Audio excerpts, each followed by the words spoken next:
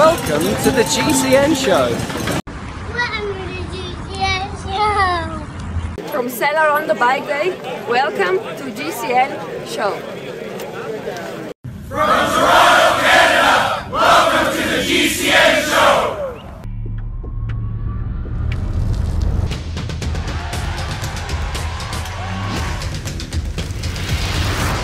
Wow, that has got to be one of the best welcome GCNs that we have ever received. This week, all of the Tour de France warm-up races are now done and dusted, which means that we can inform you where to put your hard-earned money this July. Vincenzo Nibali is not going to make podium. That's a bold shout with our track record. We've got news from the Women's Tour. We have hacks and bodges, the best tech of the week, and even more than that. You are looking particularly radiant this week, Si. Have you been abroad? This is genuinely the most nerve-wracking thing I've ever had to do on GCN. No, it was just a just particularly sunny weekends. Yeah, still in the garden. Nothing to do with wanting to look good for your little visit up to the Women's Tour then? Tech of the week now, and last week it seemed very much like it was the week of the Aero Enduro road bike. This week, however, for some reason, seems to be the week of shoes. We are actually continuing to call it the Aero Enduro Road, are we? Yeah. Yeah. Well, you are right. There have been plenty of custom kicks, kicking around the pro peloton over the last week, but also over on the track as well. So check these shoes out that British cyclists will be using at the Rio Olympics this year. Looks like they've been designed, to me, by Adam Hansen. Yeah, they do.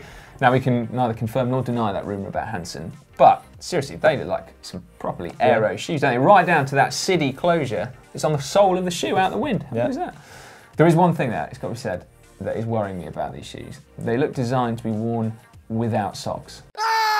That is disgusting. It is, from both a fashion perspective and a hygiene perspective. I've gone off. Rank. Yeah. Right, let's go over to the road then, shall we? Yeah. Peter Sagan looked like he was rocking some very bling new Specialized shoes recently at the Tour of Switzerland. Check these out. Ooh, those are super cool, aren't they?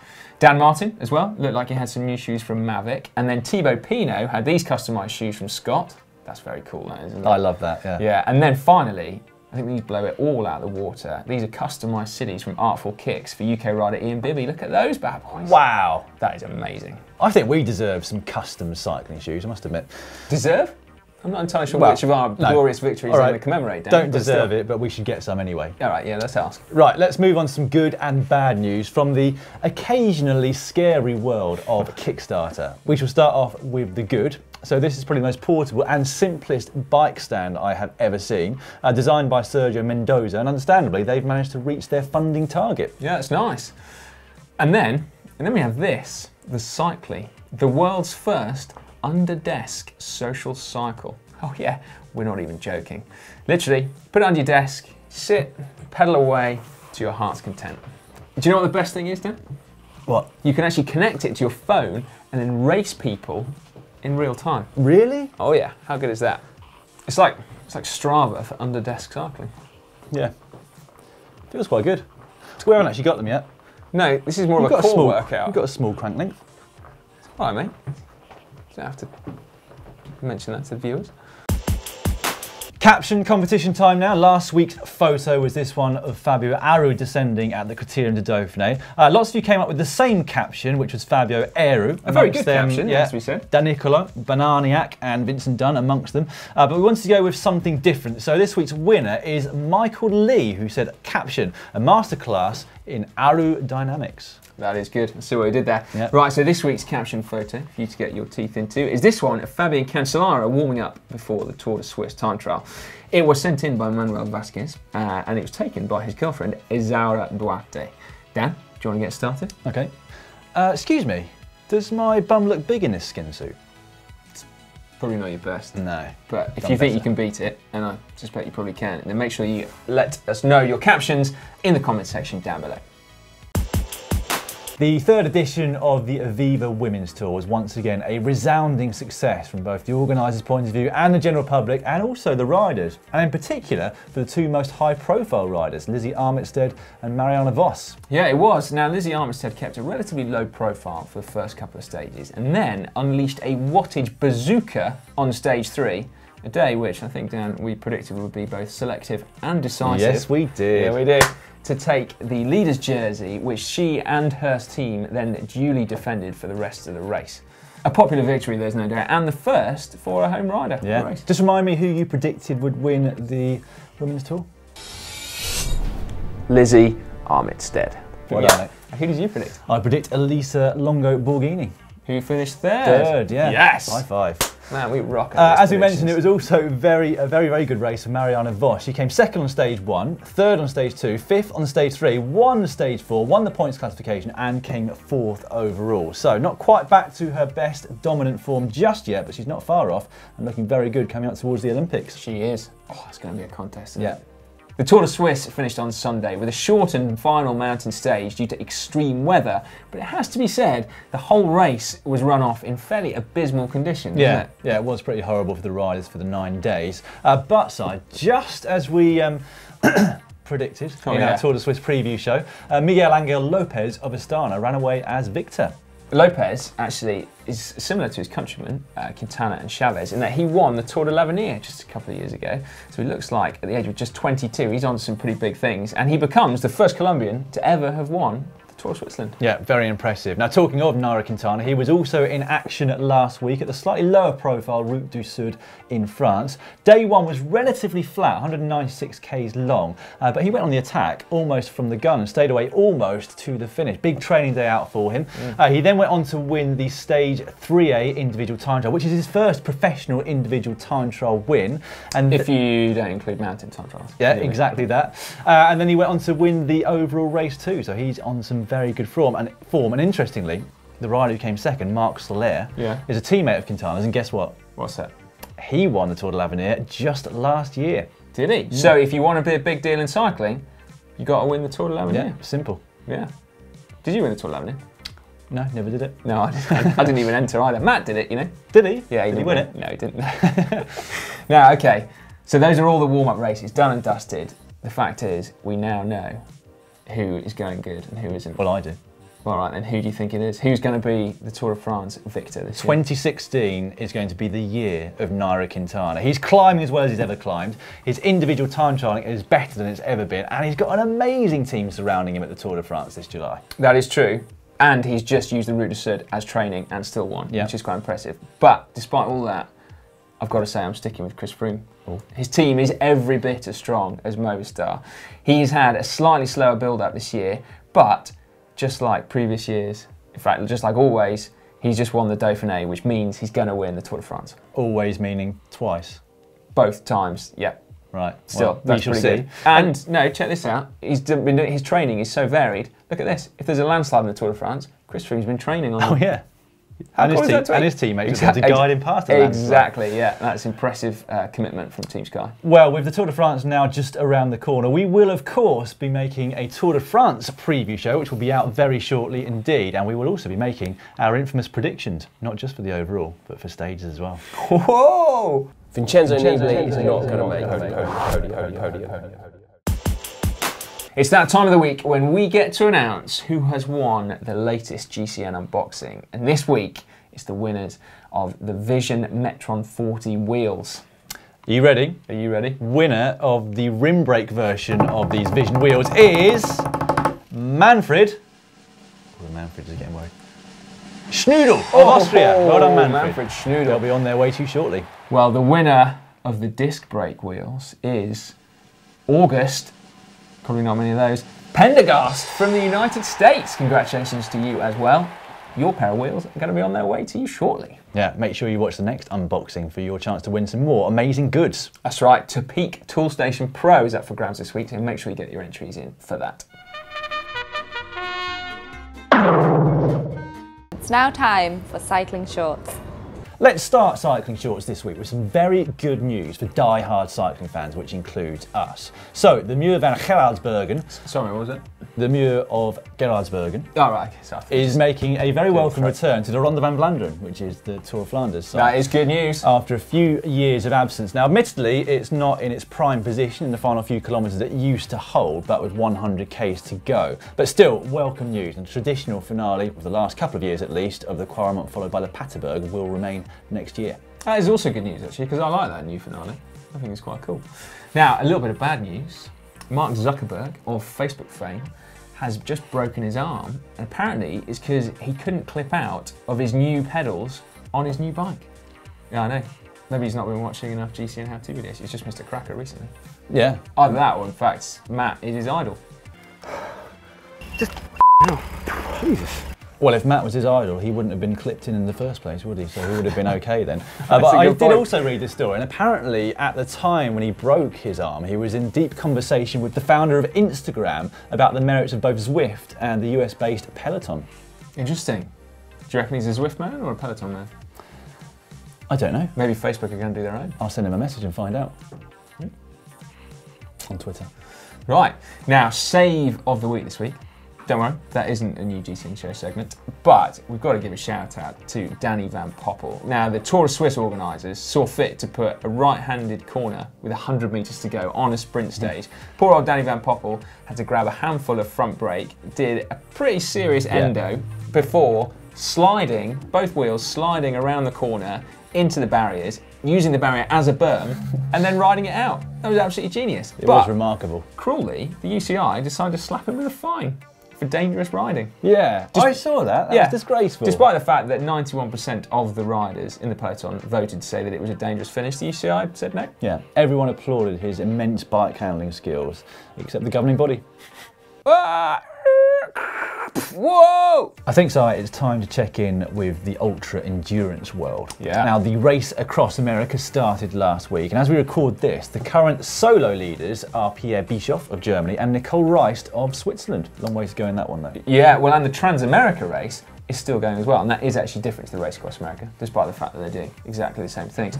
Now, Stefan Streich is still in the lead. He's got a buffer of about 100 kilometres. That's close. Yeah, but it turns out, Dan, that it's not actually all downhill after Colorado, like I said last week. No. Yeah, there's a sting in the tail. Virginia is very lumpy, and that's where he is now. He'd have been gutted after watching last week's show, thinking it was all downhill. He would, yeah. We'd also like to give a shout out in this segment to Jimmy Mack, also known as James McCallum. Now, he's a former pro rider who's now a sports director with One Pro Cycling, and he recently smashed the record for the North Coast, shall I say, 500, which surprisingly involves 500 miles around the north coast of Scotland. He did it all in aid of Thrombosis UK, covered the course in 28 hours, and amazingly set a couple of Strava KOMs whilst he was doing it as well. That's seriously impressive. 28k an hour for 28 hours. Yeah. My word. Now, just in case you're wondering, the Swedish cyclist that we talked about last week, the one riding the length of the country on 0 calories. Yeah, he is. He's still alive. Yes, that's right. Simon Gustavsson, who is taking part in the Sveriges Trampet. I think we need probably Swedish lessons to get that right. But he has literally ridden the length of the country, 2,200 kilometres, on 0 calories, just drinking water and salt, and also surviving on the 17 kilos of fat that he put on before he started. Yeah, isn't that incredible? Yeah. But there is a bit of bad news as well. Oh, is there? What's that? Well, he's only lost, apparently, 14 kilos in the last 15 days. So he's actually going to have to go on a diet when he gets back. Oh, no. I know, that's tough, isn't it? He's got 3 kilos to lose. Yeah, impressive all the same. Not a record we would recommend trying to beat, I don't think. We'd like to also give a shout out to former track cyclist and multiple Olympic gold medal winner, Sir Chris Hoy. Since retirement, he's turned his hand to motor racing, and at the weekend, successfully completed the 24 hours of Le Mans with his team and finished in 17th place. It's pretty good Very skill, respectable. Isn't it? Yeah. Now, we can't actually leave it there. Oh. It's the rumour mill. Ah, yeah, the rumour mill. The rumour mill. The rumour mill is it. Oh, mate, it's going in overdrive. Peter Sagan is rumoured to be going to Bora Argon 18. Is he? But the rumour is that it's not going to be Bora Argon 18. Specialized might be coming in there and replacing Argon. So there we go. On a scale of 1 to 10, how truthful do you think this is? 2. You? Yeah, 2. This is my favourite moment of the week. Really? It's time for hack/bodge of the week. And we're going to start off with Henry Hunter, who, instead of doing his work at school, has been customising his phone using a laser. There's some very, very cool cycling logos. We've got Cannondale on there, we've got Gios as well. No GCN logo though. Almost didn't put you in. That's true, actually. There's still room there, I guess. So. Right, now Dave Cole has done something very cool with his shoes. He has managed to make himself a cleat adapter, and therefore he's managed to get mountain bike cleats on the bottom of his road shoes, which, for some mountain bikers out there, cross-country mountain bikers, is amazing. Why can't I just use road pedals? Because you want double-sided. Yeah, and mud clearance, I guess. Yeah. Matthew Beck has found an ideal way to keep himself hydrated through the night. Not sure exactly what he's doing to get a sweat on in the first place, but nevertheless, handy place to have your bottle there on the side That's of the bed. a genuine hack. Nice work there. Now, Jared Nadelman, sorry, Jared, I just butchered your surname there, on Instagram spotted this on the streets of Melbourne. That looks like a chamois over the top of a saddle.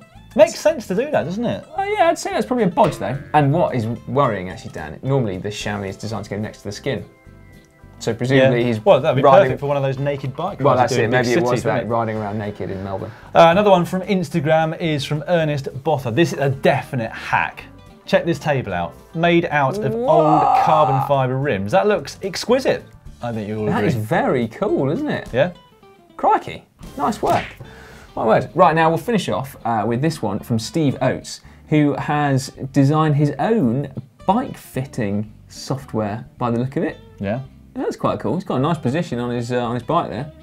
Definitely going to save some money on that. Good work, Steve. Do we know if we got any information about it? No, not really. Just a picture and his name. But that'll do. If you would like to send us any of your bodges or hacks for next week's show, then the hashtag is GCNHack. Love this segment every week, so please keep sending them in. Do you know what's been really good about this week? No chain keepers. Yes. There were some sent in. I just thought we'd have a week's break. Oh, thanks, mate. And next week is a chain keeper special. Tweet of the week now. Domestique has picked out 3 really cracking tweets for us. The first one is from Ellen van Dijk. I arrived in GB for the Aviva Women's Tour. Thanks for the warm welcome. Somebody supporting the Leave campaign. I Am Cycling got themselves into a spot of bother at their home race Tour of Switzerland. They put, yes, this we confirm, we did that this morning. There are days like this. I am stuck. That is a bit of a bummer, that one. Right, okay, finally, we've got this absolute belter from Christoph Roman. When the organiser's jersey press machine is broken and Marcel Seberg is your teammate, there you go. That's some seriously classy kit. And possibly bodge of the week. It's time for Wattage Bazooka! Okay, this week's pro Wattage Bazooka goes to former track rider, now former road rider and track rider, Theo Boss, who's been out training with some other track riders recently and produced these numbers on his Garmin. Check them out. Whoa. 2,092 watts. We've been doing some sprints recently for a video, haven't we, Si? Well, we have, mate. Our power was high as well. It was higher. The average power, The average power was higher. But your max power was still pretty impressive. It was. Yeah, now, not quite wattage really impressive, mine. Oh dear, keep low, keep low. But this week's GCN Viewer Wattage Bazooka has been submitted by Phil Golston, just back from holiday, so we hear. And he has suggested his girlfriend, Lucy Rayner, is deserving of one. So, Lucy went out for her first ever group ride on Saturday. Normally we hear that she just has to put up with Phil. But not only was it a group ride, she also accidentally tagged on to the fast group. She hung in there, she did 100 Ks in her fastest ever time. She shaved an hour off her PB. Yeah, she racked up loads of QOMs at the same time and managed to hang on right till the finish of that ride. Well done. That is a well-deserved Wattage Bazooka. Nice work, Lucy. Yeah, presumably she's got a lot of kudos on Strava as well, I would imagine. Right, if you'd like to nominate somebody next week, the hashtag is just here, and we will be looking on Instagram, Facebook, and Twitter too. Comment of the week now. I've got 3 belters for you, starting with this one, which came underneath last week's GCN show from Thomas Pazvenskas. He said, hashtag talkback, how come you guys always talk back in my day and when I used to race, etc. Pro riders seem to ride well into their 30s. Tom looks like he's about 18 and a half years old. Simon looks like he will apply to university soon. Okay, Dan might look 30 plus, so he can be excused. Is the lifespan of a rider a couple of years, or you guys hit plateau after 2 years or something? And he ended with, sorry Matt, who didn't even come into the equation. No, he's got a good excuse for not racing. We just basically didn't get any more contracts, did we? Weren't good enough. All right then, next up we've got Harry Thompson. We're being nice to Matt now. When I grow up, I want to be like Matt Stevens. Calm, collected, stylish and fast. I can't keep a straight face. Oh, fuck. Well, yeah, I don't know what videos you've been watching, mate, but still, anyway, he'll be happy. We also had this comment from Brendan Vett underneath the 20-minute fat-burning indoor cycling workout. He said, just did this workout, still fat. Good point. What you could do is ride from the northern tip of Sweden to the southern tip of Sweden without eating any calories. Yeah, that is true. We should point out 14 kilos. It will burn fat, but you won't lose loads in one 20-minute session, will you? You need to do it as part of a consistent and well-balanced training program. Coming up on the channel this week, on Wednesday, we show you how to ride flat roads faster. So here are some tips to get you going even quicker. I can't come faster! Thursday, we show you 5 products which we think are the future of cycling. And then on Friday is Ask GC Anything, number 18. On Saturday, we have a Nippo Vini Fantini Team De Rosa Pro Bike to show you. On Sunday, we tell you the 5 metrics that you should be analysing for your power data. Then on Monday, we talk you through the helmet safety standard maze. Tuesday, what's Tuesday? Welcome to the GCN show. Welcome to the GCN show. I was running out of breath then. This is your welcome to the GCN show. Oh, that was amazing. Right, if you would like to see our real-time descent of Sacalobra over Mallorca, it's just up there. That was almost as extreme enough Matt for the creeping down corner. the hill. Right, or to see how to race harder with our pro nutrition tips, then you can click just down there for that video. Yeah, or you can click right here, definitely here, the globe, to subscribe. It's free. It's here.